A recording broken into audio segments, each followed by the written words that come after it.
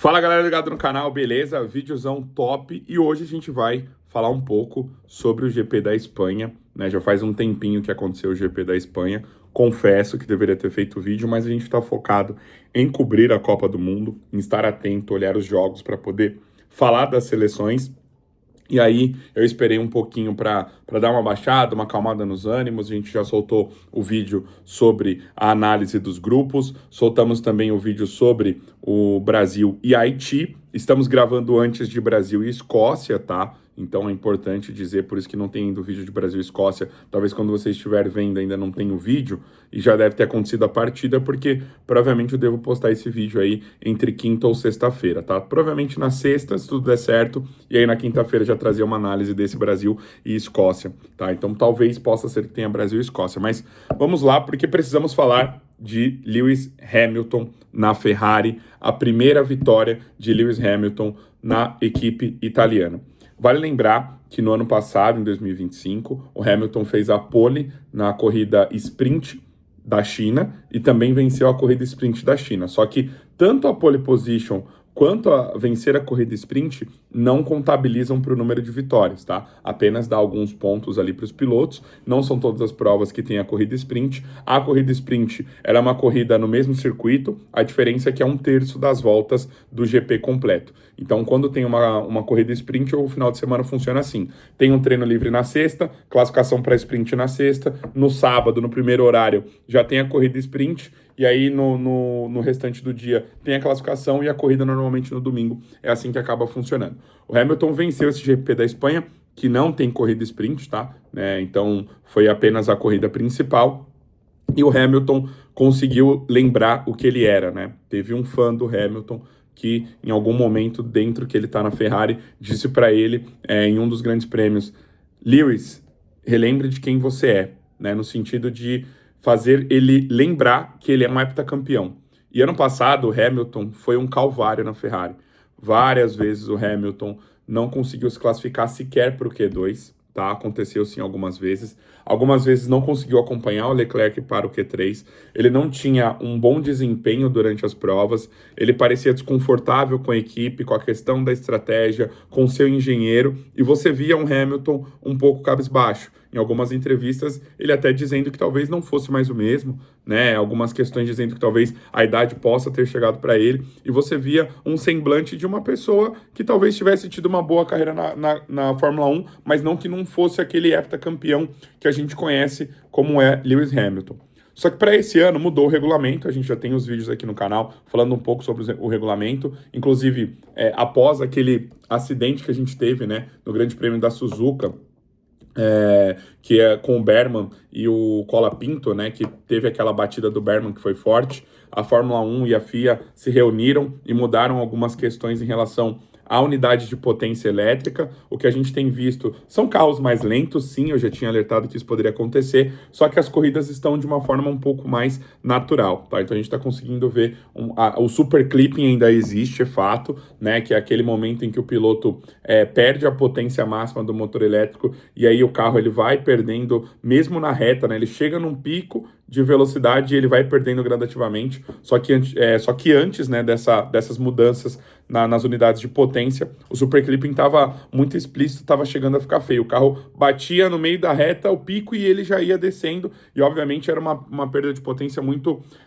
ruim, né? Era muito artificial e não trazia aquela corrida natural. Pois bem, teve a mudança do regulamento, a Ferrari, todo mundo dizia que seria o melhor carro de largada, e a Ferrari é um bom carro de largada, porém, com quase alguns acidentes que aconteceram nas largadas, a FIA adotou aquele procedimento que a gente comentou, né? Que agora existe um procedimento de pré-largada, no qual as equipes podem carregar ali o turbo, né? Que vai dar a partida ali dos carros, e aí são 5 segundos no qual o pessoal já consegue ligar o carro ali e também aquecer o motor, e depois tem aquela contagem regressiva das bolinhas vermelhas que vão se acendendo, e aí obviamente inicia. A Ferrari perdeu um pouco com isso, tá? Então aquelas largadas voadoras que tanto Leclerc e Hamilton fez nas primeiras corridas já não existe mais, tanto é que o Hamilton no GP de Mônaco não conseguiu ultrapassar o Kimi Antonelli, ele não conseguiu ultrapassar o Kimi Antonelli, tá? Ele realmente ficou ali na segunda posição durante aquele momento e não conseguiu fazer aquela ultrapassagem. E no GP da Espanha também, as Mercedes também largaram muito bem, e o Hamilton estava fazendo uma corrida um pouco diferente. A estratégia da corrida que o Hamilton venceu, ele já largou de pneus macios, né? O pneu mais mole. E a pista da Espanha é uma pista muito abrasiva, né? Consome muito dos pneus, tem uma temperatura alta, elevada. Então a estratégia que a Ferrari estava querendo fazer, eu imagino, na largada era: vamos passar a Mercedes, né, na largada, e aí posteriormente a gente vai tentando segurar a Mercedes ali, eles também vão degradando os pneus lá atrás e a gente tenta espelhar as estratégias. Só que isso não aconteceu, o Hamilton largou, ele não conseguiu pegar a primeira posição, fez ali um stint um pouco mais curto e já começou a troca nos boxes. E aí começou-se a corrida do Hamilton, no qual ele já estava numa estratégia de 3 paradas, perdão. E aí o que aconteceu? Qual que foi o grande trunfo, tá?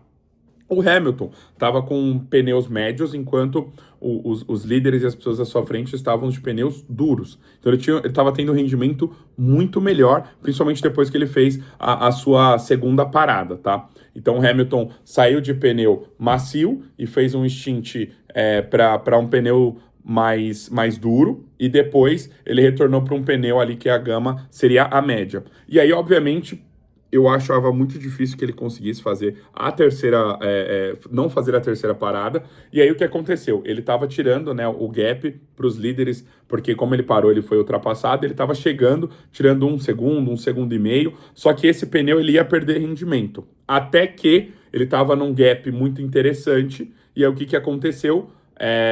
Os líderes começaram a parar, porque sabia que seria iminente a chegada do Hamilton, e ele ficou liderando na pista. E aí ele começou a abrir um pouco mais de distância, mas aquela distância naquele momento não seria o suficiente para ele parar em condições normais de pista e permanecer à frente. Ele iria parar, as pessoas, os pilotos atrás dele iriam ultrapassá-los novamente, ele teria que buscar. E aí seria um pouco mais complexo. Por quê? Porque os carros estariam mais vazios de combustível, ou seja, os pneus iam degradando menos, porque o carro estaria mais leve, e ele teria que disputar no braço. E lembrando, a Ferrari não tem um motor igual à Mercedes, né? No sentido da unidade completa, né? Em questão do motor a combustão e a parte elétrica, a Ferrari ela não consegue. Então, várias vezes a gente já viu os pilotos da Ferrari tentarem chegar na Mercedes na reta em todos os grandes prêmios dessa temporada e não conseguiam fazer uma ultrapassagem, a não ser de fato que estavam com uma diferença de potência muito grande, principalmente lá no começo, que ainda tinha aquele super clipping bem artificial. Pois bem, aconteceu o seguinte: veio, né, o carro do Lance Stroll acabou parando, tá? O carro do Lance Stroll acabou parando e entrou um virtual safety car. Para quem não conhece, ou faz tempo que não vê Fórmula 1, o safety car é aquele carro que entra e aí todos os carros do grid acabam ficando próximos. Então, se você tem uma distância de 20 segundos para um carro, independente da posição, quando entra o safety car, essas distâncias elas morrem. Todos os pilotos vão ficando alinhados, porque o safety car entra na pista. Geralmente, quando ele tem que entrar, ele vai no mínimo permanecer umas 2 ou 3 voltas, tá? Alguns casos já aconteceu de ser tão rápido, e aí ficava-se aquela questão: poxa, tá vendo? O safety car prejudicou a corrida de quem tava lá na frente. Agora fez... É óbvio, pra gente que assiste é maravilhoso. E aí, a FIA, recentemente, implementou o Virtual Safety Car, tá? E o Virtual Safety Car, o que funciona? Os pilotos, eles não podem ultrapassar um certo limite ali de velocidade, e isso fica tudo registrado em telemetria. Então, não tem como um piloto ser pilantrinha, sabe? No sentido, vou dar uma acelerada aqui... nessa parte aqui da pista, e aí na outra eu vou certinho, e aí eu vou chegando mais perto. Não, tudo na telemetria. Se tiver alguma coisa errada, eles abrem investigação e o piloto pode ser punido com segundos, drive-thru e tudo mais, tá? E aí o que aconteceu? Entrou o Virtual Safety Car, o Hamilton ainda, sim, não parou de imediato naquele momento dos boxes, e aí a Ferrari chamou ele, e aí foi algo surreal, porque a Ferrari vem fazendo um bom trabalho de pit stop, né, nesses últimos 2 anos, desde que o Hamilton chegou, vem fazendo um bom trabalho, mas a Ferrari sempre deixa nós, ferraristas, né, tô até de vermelho por isso, preocupados, porque a estratégia da Ferrari às vezes é bem complexa, a gente não consegue entender, acaba não dando certo, mas aconteceu tudo da maneira correta. O Hamilton entrou nos boxes, parou, colocou os pneus duros e saiu à frente de Russell e Antonelli. Então o Hamilton naquele momento liderava a corrida em virtual safety car, ainda tinha mais de 15 voltas, né, para serem completadas naquele momento, e obviamente agora a briga era em condições, entre aspas, iguais. Russell e Antonelli já tinham um pneu com 5, 7 voltas, eu não me lembro de cabeça aqui, mas de 5 a 7 voltas provavelmente mais desgastados, né, do que o do Hamilton, que estava ali novo. Ele estava na frente, então, ou seja, não tinha aquela turbulência do carro da frente para deteriorar os pneus do Hamilton, tá? Então ele ia de cara para o vento e ele conseguiu implementar um ritmo fantástico. O Hamilton conseguiu de cara para o vento implementar um ritmo fantástico. Eu confesso que quando o Hamilton parou e saiu na frente, eu fiquei muito feliz. Só que, já conhecendo esse carro da Ferrari, e que é um carro muito bem nascido, dizem que é o melhor chassi da temporada, é um carro que vai muito bem nas curvas, tem uma aerodinâmica incrível, mas ele não tem motor e ele também não é um dos carros que mais economiza pneu. Então, ele tem sim um desgaste em várias provas. Ali você via que o Hamilton, em algum momento, perdia rendimento, até próprio, ali no, se eu não me engano, foi no GP do Canadá, né? Que ele acaba perdendo... Não foi no Canadá, mas não sei se foi em Miami, não tô me recordando, mas ele acaba perdendo rendimento, que Leclerc tinha uma McLaren que acaba ultrapassando ele e não teve como ele segurar, Eu acho que não foi do Canadá não, porque do Canadá ele acabou passando o Verstappen, verdade. No Canadá ele acabou passando o Verstappen, deixa eu só ter certeza aqui para não falar bobagem. Sim, ó, no Canadá ele foi segundo, em Mônaco ele foi segundo, é isso mesmo. Talvez então foi no GP de Miami, que ele terminou, acho que aqui na 6ª posição. Ele foi ultrapassado por Russell e Verstappen, que estavam atrás dele. O Leclerc não passou ele. Acabou terminando ali na 6ª posição. Se não foi o GP de Miami, ou foi da Arábia... Não, da Arábia Saudita não foi nem realizado, tô olhando aqui. Não sei se foi o do Japão. Deixa eu ver. Ah, pode ser que seja do Japão, porque, ó, Russell e Norris tá na frente dele. Mas, geralmente, ele acabava terminando sempre em 6º. E aí, me bateu aquele receio. Poxa, legal, Hamilton tá em primeiro, em condições de que ele não precisa mais parar no box, agora é no carro e no braço. Aí eu falei assim, poxa, as Mercedes, o combustível vai acabando, a Mercedes vai ficando mais leve, a Mercedes tem uma consistência, é um carro bom de reta, se chegar ali a menos de 1 segundo, vão colocar na reta e as Mercedes passariam o Hamilton. Só que o Hamilton implementou um ritmo fantástico. Para quem já assistiu o filme da Fórmula 1, e eu recomendo muito assistir o filme da Fórmula 1, é um baita de um filme. Eu assisti no cinema e depois assisti aqui no streaming de novo. E eu me emocionei das 2 vezes, porque é um filme, para quem é fã de Fórmula 1, muito fidedigno, tá? É um filme muito fidedigno. A produção não fez algo fora do normal, pelo contrário. Na gravação tem os próprios pilotos, tem Verstappen, tem o Hamilton, tem todos os pilotos, tem o Fernando Alonso, tem os líderes e os chefes da equipe, né? Tem o Brown, tem todos eles, tá? Todos, não, mas pelo menos os pilotos acabam aparecendo ali nos tapes, né? Carlos Sainz, o Leclerc, tudo aparece. E é um filme muito bom. E aí, nessa parte, eu já quero dizer aqui um spoiler, não sobre o final do filme, mas sobre o contexto do filme, né? O piloto lá, que é o Brad Pitt, até esqueci o nome do personagem que ele interpreta, ele é um piloto que teve um acidente de Fórmula 1. Ele é um piloto que teve um acidente de Fórmula 1. E ele era muito promissor e acabou a carreira dele muito cedo, né? E ele era um cara meio polêmico em relação a algumas questões controversas que ele tinha do lado pessoal. E aí ele é chamado, né, esse é o contexto da história, ele é chamado para uma equipe que precisava fazer pelo menos um ponto para que o chefe da equipe fosse mantido, senão ela seria vendida, e aí teria uma outra comissão ali. E aí tem um piloto novo, né, que é o piloto da casa, e aí ele fica meio receoso sobre a pretensão sobre esse cara, eles não se dão bem no começo, mas aí tem toda uma narrativa. Só que tem um ponto, né, que inclusive, se eu não me engano, acho que acaba sendo em Abu Dhabi mesmo, que já é mais lá pro final do filme, que o personagem do Brad Pitt fala que o que ele busca numa corrida não é a vitória nem nada, mas tem um determinado momento durante a corrida que ele explica lá que ele entra num transe, num túnel, que ele parece estar voando.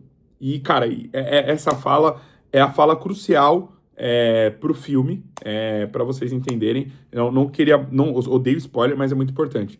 E Quando o Hamilton começou a aumentar o gap ali para as Mercedes, 3 décimos, consistente, 3, 5 décimos, 3 décimos, 5 décimos, 3 décimos, 5 décimos, 3 décimos, 5 décimos, e não tinha rádio do Hamilton reclamando do carro, e nem nada, e aí as Mercedes também tiveram uma disputa interna deles, então também isso acabou auxiliando o Hamilton ainda a abrir um pouco mais, só que a performance do Hamilton já seria o suficiente para ele terminar na primeira posição, ou pelo menos disputar de igual para igual com as Mercedes no fim da prova. E aí eu acho que ele entrou nesse túnel, nesse transe, ele lembrou que era um heptacampeão, ele deve ter passado um filme na carreira sobre as suas outras 105 vitórias, né, e essa seria sua 106ª vitória, e aí ele entrou numa performance espetacular. E aí a gente viu, de fato, novamente, o Hammer Time, o Lewis Hamilton, o patrão, né? O patrão. E, cara, como... Aqui um adendo, tá?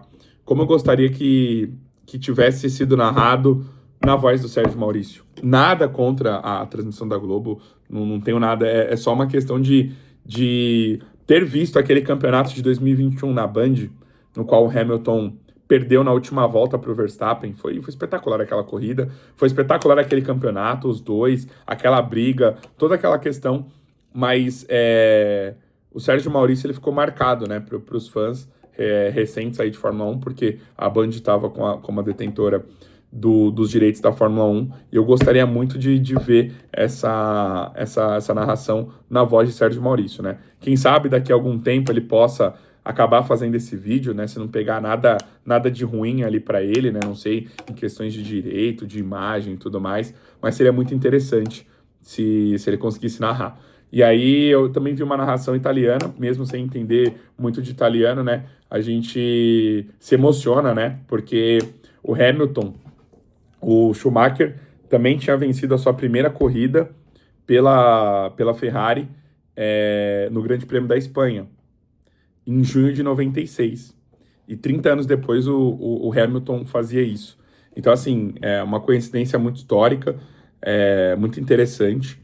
E, cara, eu precisava fazer esse vídeo, precisava falar para vocês, porque eu tô até tentando segurar a emoção, porque, cara, fiquei emocionado, de verdade mesmo, porque o Brasil não tinha jogado bem,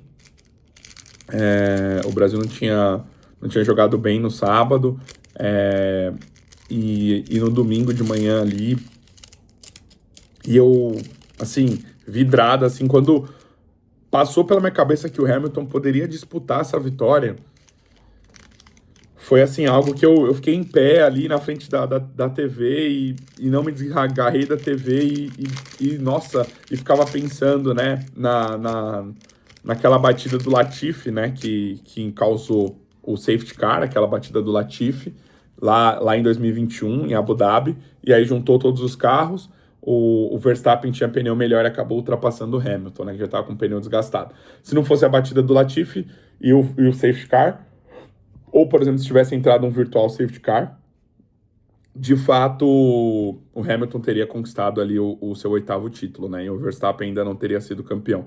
Mas eu imagino que dali para frente seria iminente ali a vitória ali do Verstappen, porque o Verstappen é um pilotaço. Hoje é o melhor piloto que tem, né, na Fórmula 1. O que ele tira desse carro é inacreditável. É um baita de um piloto. Hoje ele vive uma fase melhor do que a do Hamilton, e foi muito bacana ver ambos disputando, né, ali no Canadá, volta após volta, sem bater. Você vê, né, como que é a qualidade dos pilotos. Até o limite, jogando duro um com o outro, mas sem bater, sem causar algum acidente, e com muito respeito, né, muito respeito. O Verstappen e o Alonso são dois pilotos os mais difíceis de ultrapassar nesse grid atual. É muito difícil mesmo. O Alonso parece que o carro dobra, o Verstappen é a mesma coisa, joga duro, mas foi lindo ver aquela disputa. Então, para mim foi uma questão muito emocionante. Gostaria de deixar registrado aqui para no futuro, quando lembrar essa vitória do Hamilton, tentar transparecer, por mais que já faz alguns dias que aconteceu. Acho que tentei segurar até a emoção aqui para não chorar, porque realmente, cara, é emocionante você ver um piloto que já ganhou de tudo, e é muito, para mim é um paradoxo muito completo. A raiva que eu tive do Hamilton em 2008 E foi sim, da Fórmula 1 foi o dia, tirando sobre tudo que envolve o Senna, né? Tudo que envolve o Senna, eu já, todo dia 1º de maio eu lembro e falo assim, porra, caramba, não vi, não conheci. E, cara, faz uma falta como se fosse um parente que eu tivesse conhecido por tanto tempo. Mas tirando tudo que envolve, né, a carreira e a morte do Ayrton Senna, o dia do Felipe Massa ter perdido em Interlagos foi, assim, já perdi, infelizmente, parentes queridos, já tive dias ruins, mas no contexto de esporte foi um dos dias mais tristes da minha vida. Foi um dos dias mais tristes da minha vida, assim, que eu fiquei, porra, tudo bem, também era uma criança, né, tinha 11 anos de idade, mas eu fiquei mal, mal, mal. Lembrou muito o rebaixamento do meu time, lembrou muito o rebaixamento do meu time, que era uma questão impensável. E de lá para cá, eu venho sim me emocionando com a Fórmula 1 por algumas questões, mas fiquei muito feliz que o Hamilton venceu. Acho que ele tira um peso das costas agora. Eu acho que ele tira um peso das costas. E aí ele pode acreditar mais na Ferrari.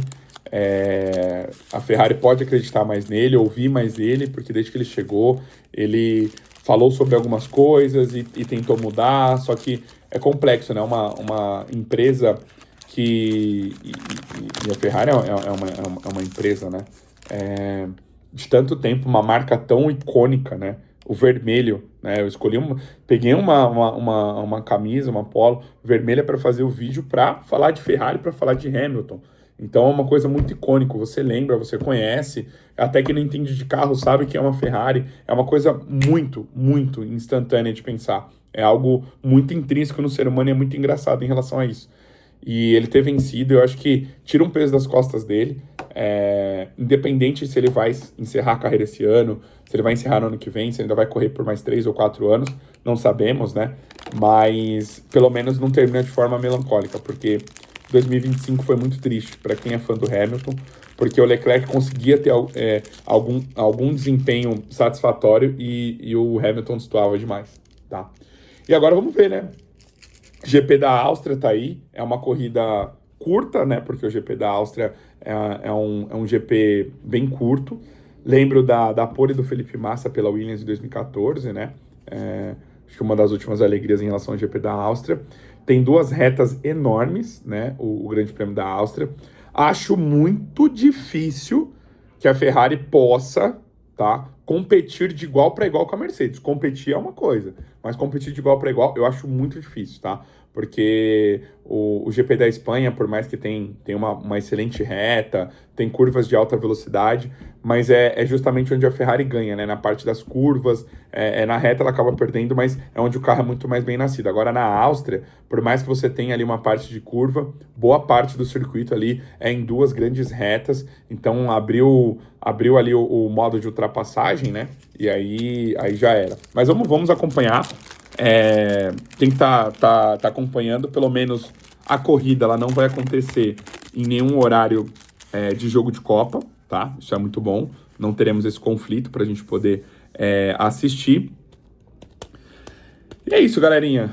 Esse vídeo é mais, não sentimental, mas para eu poder fazer aqui as minhas considerações sobre a Ferrari, sobre o Hamilton. Eu ainda acho que a Mercedes vai ser campeã de construtores e também vai ter um dos seus pilotos brigando. Mas se isso envelhecer mal, ficaria muito feliz de poder ter Hamilton e Leclerc brigando, porque é chato quando uma Fórmula 1 fica só sobre 2 pilotos, né? Embora talvez Kimi Antonelli e George Russell, né? Se permanecer assim a Mercedes sobressaindo, né? Estando um nível muito acima das demais, quem sabe podemos ter um Rosberg e Hamilton de 2016, né? Porque eles já se estranharam na pista. O Antonelli é novo, mas tem aquele sangue italiano, aquele sangue forte e fala contundente no rádio. Então, vamos acompanhar mais temas de GP da Áustria. Para quem quer saber, a corrida domingo, 10 horas, tá? Espero postar, obviamente, esse vídeo antes da corrida, né? Senão vai envelhecer mal. Mas entendam que a Copa do Mundo está acontecendo e eu estou dando prioridade para poder fazer os conteúdos de Copa e, obviamente, também tá assistindo os jogos, né? Hoje, que eu tô gravando no dia 23 de junho esse vídeo, e eu sempre vou falar os dias que eu vou gravar, porque senão depois parece que fica uma questão meio desconexa. Tem Portugal, Vamos ver se o Cristiano Ronaldo vai conseguir fazer seu primeiro gol nessa Copa do Mundo. Temos a Inglaterra de Harry Kane, né? Temos Colômbia também. Então, importante. Hoje é um dia interessante. Colômbia e Croácia? É isso? Deixa eu dar uma olhada aqui. Só pra gente finalizar. Eu falei Colômbia, será que eu falei certo? Não tem Colômbia sim, porque hoje se Portugal joga, Colômbia joga. Panamá e Croácia, 8 horas da noite. Colômbia e Congo, 23. Inglaterra e Gana, 17. Portugal e Uzbequistão, às 14, tá? Então vou correr aqui, porque daqui a pouco tenho que treinar. E aí hoje eu vou... A Copa do Mundo tá me ajudando, né? Enquanto tô obviamente, de férias, treinar e ir pra academia e assistir os jogos da Copa. Beleza? Vou ficando por aqui. Vou subir esse vídeo, editar, obviamente, a capinha. Dê aquela moral, se inscreva, compartilha com a galera. Vamos tentar fazer junto, galera. Eu tô me esforçando ao máximo pro YouTube entender que esse canal voltou. E, de fato, agora, esse é o meu principal objetivo. Eu, por conta, né, da questão do nascimento da minha filha esse ano, eu meio que tô tirando esse ano sabático em relação a comentar na rádio, porque é complexo, principalmente quando você faz off-tube, aí às vezes você precisa ali pegar o bebê, é um bebê, né, gente, então não tem muito o que fazer, mas pretendo também, obviamente, quando for possível, retornar para poder fazer as transmissões da Bate Fundo, mas tô focando bastante, muito, muito mesmo, no meu canal esse ano, para que a gente possa voltar a entender como que tá esse algoritmo aí e conseguir construir, tá? Porque tem muita coisa para falar, por exemplo, ontem saiu a notícia de que o Antetokounmpo está indo para o Miami Heat, quero também gravar um vídeo, por mais que a NBA faz muito tempo que eu não tô acompanhando de fato, mas sei do potencial e sei desse grande jogador, que é esse grego, o Giannis Antetokounmpo. E o Miami Heat, né, que já me fez sofrer muitas vezes, né, desde que o LeBron saiu, tá triste a situação, nem com o Jimmy Butler acabou indo, né, batemos na trave. Mas quem sabe, né? Talvez com o Antetokounmpo eu volte a acompanhar a NBA também e a gente possa também fazer conteúdo de NBA, né? Lembrando que vai acabar a Copa do Mundo, vai voltar as competições nacionais e continentais sobre o futebol. Quero poder tá falando sobre isso num contexto geral. E, obviamente, vai chegar a NFL e a gente também quer poder falar sobre isso e poder abordar todos os assuntos possíveis, beleza? É isso, galerinha. 27 minutos, mas Hamilton, parabéns. Ferrari, parabéns. Muito feliz por esse 14 de junho que ficou histórico. Tá gravado aqui na minha memória. Não esquecerei desse dia. Muito bom, muito bom. E quem sabe, né? Quem sabe? Já pensou? Mais vídeos sobre Fórmula 1 e dizendo que, olha, a Ferrari tá chegando? Quem sabe, né, galerinha? Tamo junto. Até a próxima. Fui!